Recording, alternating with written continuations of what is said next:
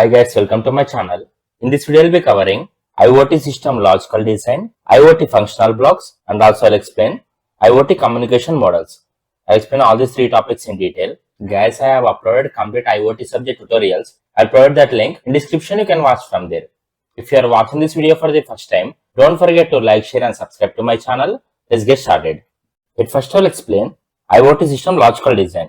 Logical design of an IoT system is a high-level view that explains how the system works. Guys, high-level view is nothing but instead of displaying each and every part, this design will show only important parts of the system and how they are connected to each other. This logical design will show only important parts. It does not show hardware details and how code is written. It only explains overall structure and how data will flow in the system. This logical design mainly focuses on what the IoT device do.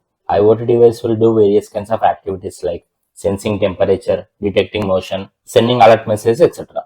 IoT device focus on how data flows. IoT device can send data to gateways, to cloud servers, and as well as various kinds of applications. IoT device can verify devices, they can store data, and they can find other devices. So IoT device will use various kinds of services like device identity services, data storage services, and as well as device discovery services. IoT device also shows who controls the system. IoT device shows who are managing devices, who are updating them, and they can also monitor current status of the system. IoT devices have capability to handle security. It includes authentication, that is nothing but verifying whether user is correct user or not by using passwords, and they also provide authorization. Person who has authority, only that user can access IoT device, and this device can also protect the data.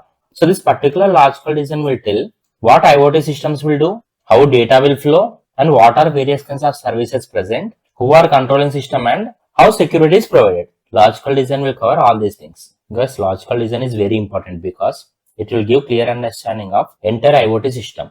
If any person want to start designing IoT system, at first they need to go through logical design so that they can easily plan ideas, test ideas, and also they can make changes easily.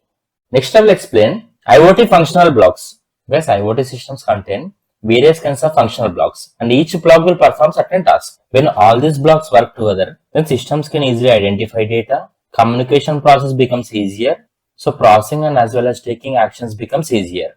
These are various blocks, and the first one is device block. Name itself says device block. All physical device comes under device block. So device block contains physical IoT devices. Because for example, if you consider smart lights, smart watches, smart fans, smart ACs, all this comes under physical IoT devices. These devices have sensors in order to measure temperature, in order to identify light, motion, etc. This device also contains actuators. Guys, actuators will perform certain action like they will switch on light automatically, they will switch on and switch off fan automatically, they can automatically adjust AC temperature, etc. And each and every physical IoT device contains small processor and as well as memory. This is all about device block. All physical device comes under device block. And second one is communication block. Name itself says communication. Communication means sending and receiving data. Guys, device will use network like Wi-Fi, Bluetooth, Zigbee, cellular networks, etc. And device also use protocols like HTTP protocol, COAP protocol, etc. By using various kinds of networks and various kinds of protocols, device can easily communicate between each other, and device can also send data to cloud or server. And third block is services block. Guys, services are nothing but they are software functions, and these functions will run on cloud or local servers. And the service block will provide various kinds of services like device identity service, device discovery, data publishing, data processing, and data monitoring service. All services are functioning correctly and all the services are organized properly because of the service block. And fourth one is management block. Name itself says management block. This management block will manage and control all IoT devices. This block will manage device configuration, updates, logging, and system maintenance. Because of service block and management block, IoT devices are organized properly and functioning properly. And fifth one is security block. Yes, security block will protect IoT system and it also protects data in the IoT system. Security block will provide various kinds of security features like authentication. Authentication means checking who is allowed, and it is done by using passwords. And also authorization, deciding who can do what. And it also check data integrity, that is checking whether anyone changed data or not. And data confidentiality, that is nothing but keeping important data secure and private. And this block can also encrypt our data. Encrypting data is nothing but converting our data into unreadable format. So no hackers can hack our data. In case if any hacker hack our data, he cannot read the data. So security block will provide all these features. And sixth one is application block. Guys, in application block, applications are nothing but softwares which are used by end users. Yes, for example, if you consider CCTV camera is IoT device, and in order to access CC camera, we need to install app in our mobile, or we can also install software in our computer. This CCTV camera software or app, this both comes under application block. So by using applications, users can view data, they can control devices, and they can also receive notifications. And these applications are managed by application block. And all these blocks will work together. So device block can sense data, communication block can transfer data to cloud or server, and service block can store and process data, and whereas application block will display result to the user. And also management block will update and maintain devices, and security block protects entire IoT device. This diagram of functional blocks: application block, management block, service block, communication block, security block, and device block. These are various functional blocks of IoT. Next I will explain IoT communication models. Guys, if IoT device want to communicate between each other, or if IoT device want to communicate with server, this IoT device will use different kinds of methods. We call those methods as IoT communication models. Each model will explain how data moves between devices, how data moves between servers, and how data moves between applications. These are main IoT communication models. And the first one is request response model. Guys, in request response model, one device acts as client and next device acts as server. Whenever client sends request to server, server will process that request and then server will give response to client. And this model is stateless. That means server cannot remember past request. So each request is treated as new request.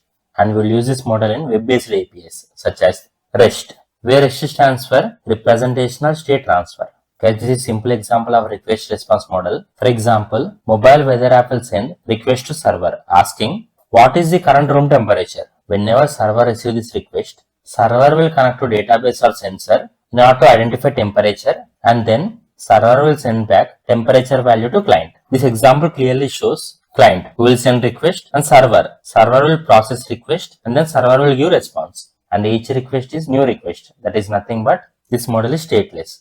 This diagram, client will send request to server will receive that request, and then server connects to resources like database or sensor, and by using these resources, server will process that request and then server will provide response to client. And second one is public subscriber model. Guys, in public subscriber model, there contains three parts. One is publisher, next one is subscriber, and next one is broker. Publisher is the device that sends data, and whereas subscriber, it can be app or device that want to receive data, and whereas broker is a middle system that manages messages. Guys, this is diagram for public subscriber model. For example, there is temperature sensor which will measure temperature. So we call this sensor as publisher. This publisher will send data, and whereas this broker is a middle system, we call this broker as server. This sensor will send data to this broker. That is nothing but this sensor will send data to server. Broker will not create data. Broker will just collect data. For example, mobile app and one display and one alert system. This device want temperature data. So broker, after collecting data, he will send data to all connected devices. That is nothing but all consumers. And third one is push-pull model. We also call it as queue model. Guys, this model is based on message queues. Producers or devices, they will push messages into queue, and whereas consumers will pull messages from queue whenever they are ready to process them. So producers and consumers are decoupled. That means producers and consumers will not work at the same time. That is why producer will send messages in queue. Whenever consumers are ready, consumers will take each message and then consumers will process them in order to give output. Guys, for example, if you consider printer example, by using computer, we can print multiple pages at the same time. So all pages are in queue. Whenever printer is ready, printer will print each page. For example, there is producer. Producer will send messages in queue. From queues, whenever consumer is ready, consumer will take each request and then consumer will process them. This diagram. And fourth one is exclusive pair model, or we can also call it as full duplex model or persistent connection model.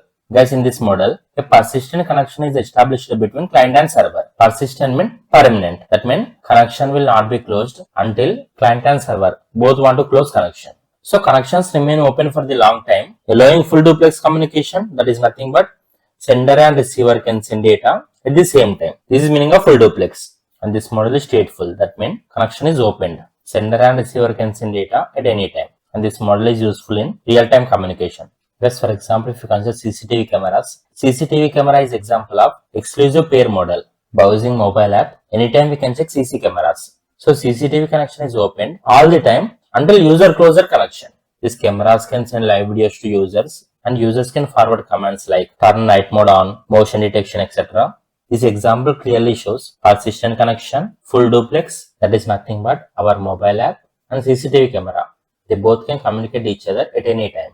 This diagram of exclusive pair model, client will send request to server in order to set up connection, and server will provide response by accepting client request. So client and server can communicate each other at any time. And if client want to close connection, client will send close request to server. Then server provides response by closing connection. This is all about exclusive pair model.